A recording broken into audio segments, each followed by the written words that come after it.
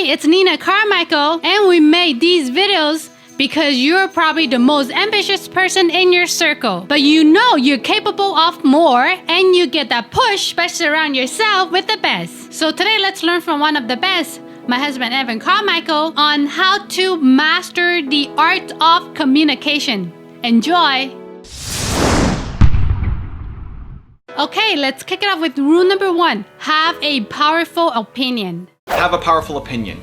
You have an opinion. What is it that you are trying to say? Make it mean something to yourself and to me, and make that the first sentence of every piece of content that you make. If you're doing a video, that's your first sentence. You're doing an Instagram post, put it in there. You're doing a LinkedIn post, an email, a newsletter, put it in there. You lead with your powerful opinion on what is wrong with the world or what your viewpoint on XYZ topic is. Make it mean something to me, make me care. So if I'm talking about communication, how important it is for entrepreneurs, a powerful opinion would be something like, you need to learn how to communicate in your business, or you will never get that idea that's in your head out into the world, and your idea will die inside you.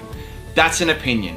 Where lots of people might say something like, so if you want to learn how to build a successful business and maybe take your idea to the next level, I think maybe you should focus on trying to improve how you speak and communicate. It's so long, it has lots of filler words. You use words like maybe and potentially and someday and one day and I wish and we instead of I, affirmative. Stop worrying about what people's reactions are going to be and speak your truth. Always lead with a powerful opinion. Rule number 2, don't be afraid. Understand that you do difficult things. You do scary things. As soon as you recognize that the reason why you're not taking action is because you're afraid, you have to teach yourself that being afraid is not a good enough reason. Not anymore, not for you, because everything that you want out of life is on the other side of what you're afraid to do. And so it's building that muscle of, I'm afraid, I do it. I'm afraid, I take action. I'm afraid, let's go. As opposed to, I'm afraid, I play small. I'm afraid, I hedge. I'm afraid, I find excuses for not to act. And it's in those daily decisions, whatever you're afraid to do, as soon as you catch it, you don't want to teach yourself that you're afraid and then you play small.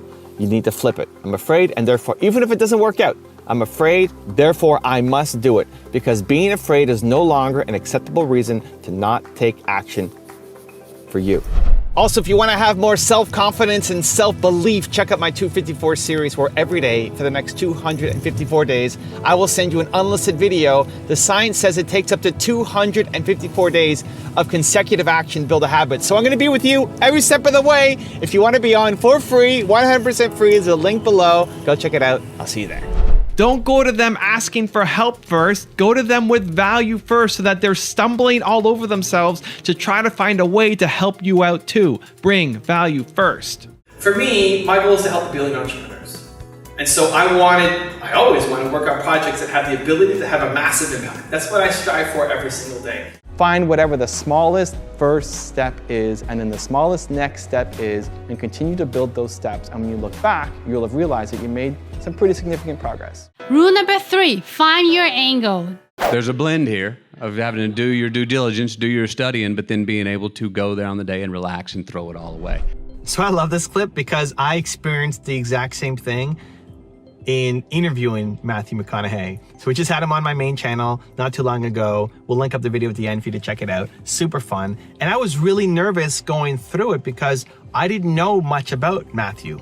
A lot of the people I've had on, Tony Robbins and Gary Vee and all those guys, I've known for a while, and before I knew them, I've known of them. I've been consuming Gary Vee content and Tony Robbins content and all those people way before I ever had any kind of relationship with them.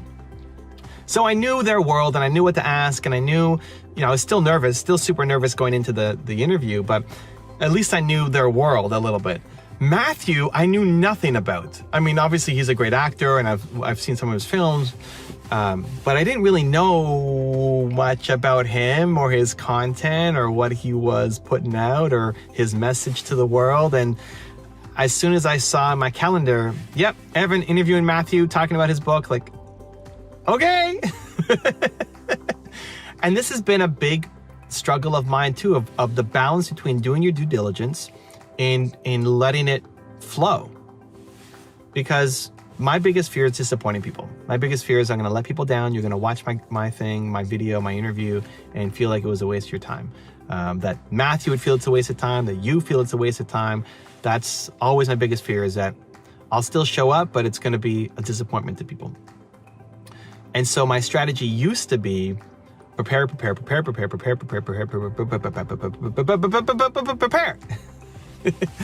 like crazy. That used to be my strategies. Always prepare, over prepare, have everything super prepared.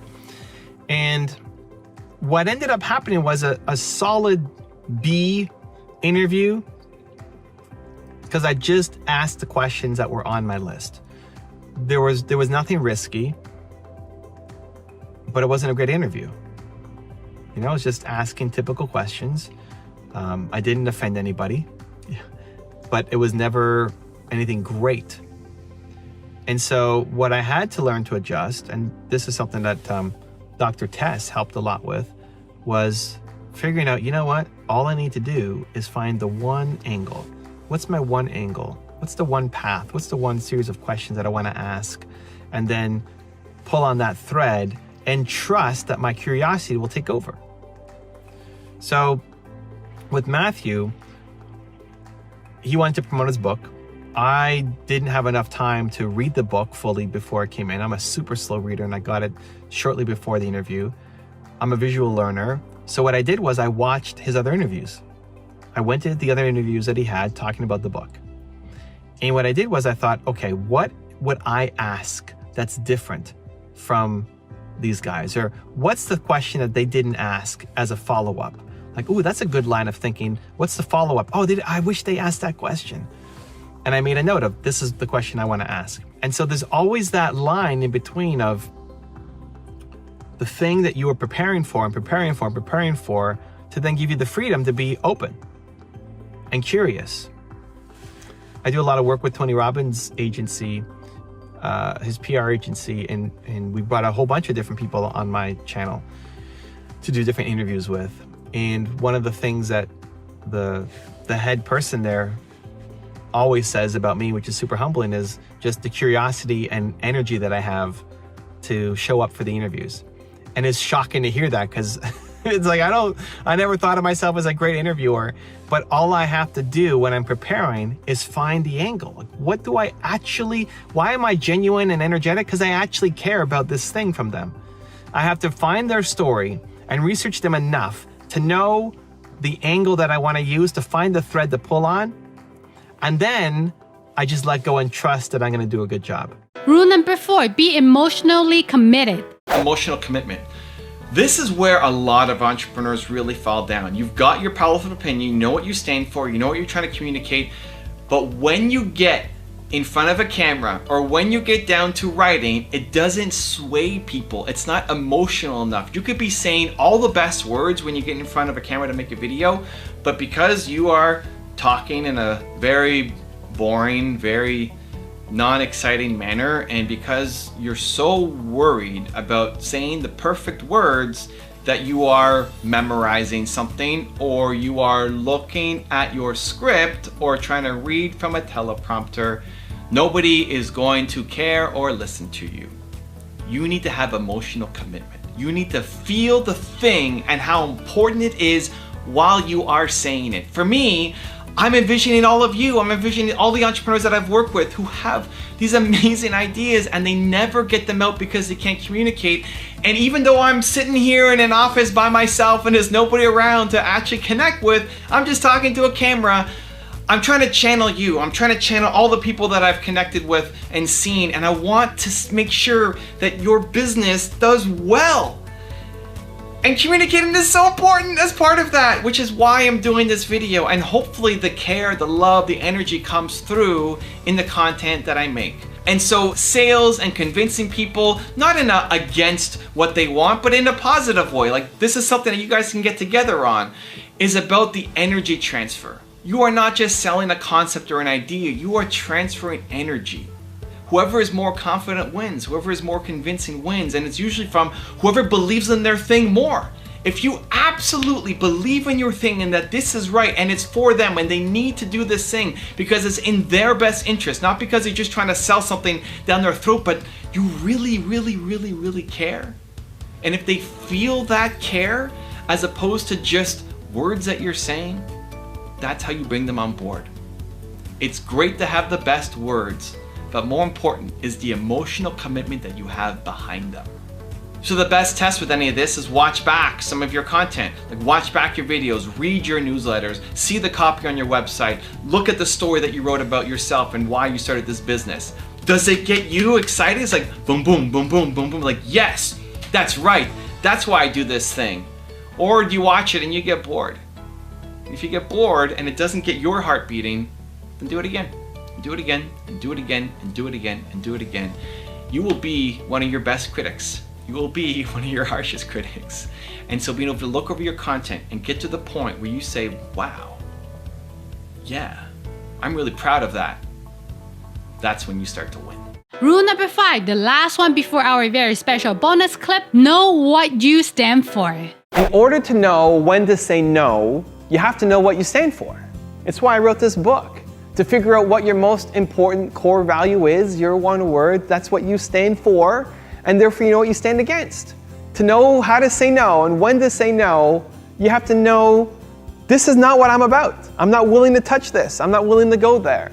And if you don't know what you stand for and you don't know what you stand against, then you're always going to be subject to other people's opinions, other people's plans, other people's values and beliefs. Because if you have uncertainty, if you don't have clarity over what your values are, then you'll just follow somebody else's values. And that's very rarely in your best interest. And so getting really clear on what your values are, whether you want to use the one-word methodology or you have a different plan for yourself, that's fine. But having a self-awareness to figure out, this is what I stand for. This is what I want out of life. And this is also what I am no longer willing to accept. When people cross these boundaries, I'm not going to play anymore. I'm going to say no. Until you understand what your values are, then it can be really tricky to understand the difference between what is your value and what is a limited belief. Now I've got a special bonus clip that I think you're gonna enjoy, but before that, it's time for the question of the day. I wanna know, what was your single biggest takeaway from this video and your plan of action for the next week? When you watch a video and you get motivated, the science says you have a 35% chance of following through. That's not enough.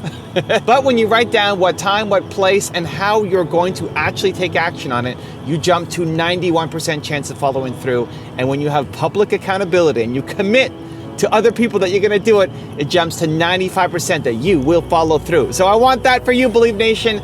I wanna know your single biggest takeaway from this video and your plan of action for the next week. Put it down in the comments below so I can celebrate you. Raise the stakes. Just make it more important. If you want to move people, so often we're focused just on the tactics, the strategies. Here's the 5 things that you need to do. And people say, yeah, great, I love those, the 5 things, awesome. And they write them down and then they never do anything about it. You need to raise the stakes. You have to make it more important. You have to make me feel the pressure that if I don't do this thing that you want me to do, terrible things will happen. Right? So if I talk about how important communication is, me just saying communication is really important as an entrepreneur, here are the 3 ways to do it, is not as powerful as communication is one of the most important skills that entrepreneurs need to have, because if you don't learn how to communicate your idea and get it out there, that idea will die inside you and your mission will never be realized.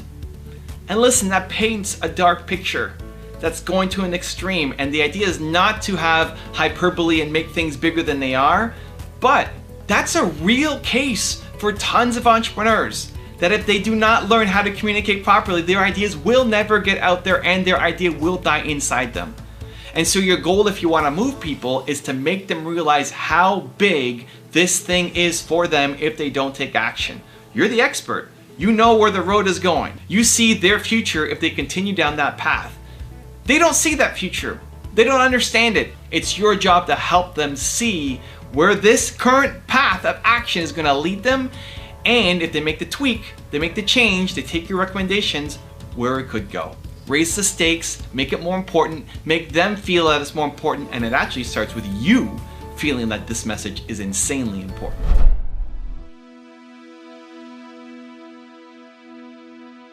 If you want to learn how to adjust your speech to a different audience, check out the video next to me. I think you're gonna enjoy. Continue to believe. I'll see you there. What you're about to watch is part of an online training that I do twice a month inside my Movement Makers program, where I coach entrepreneurs like you how to build an online movement, how to make money from it, and use it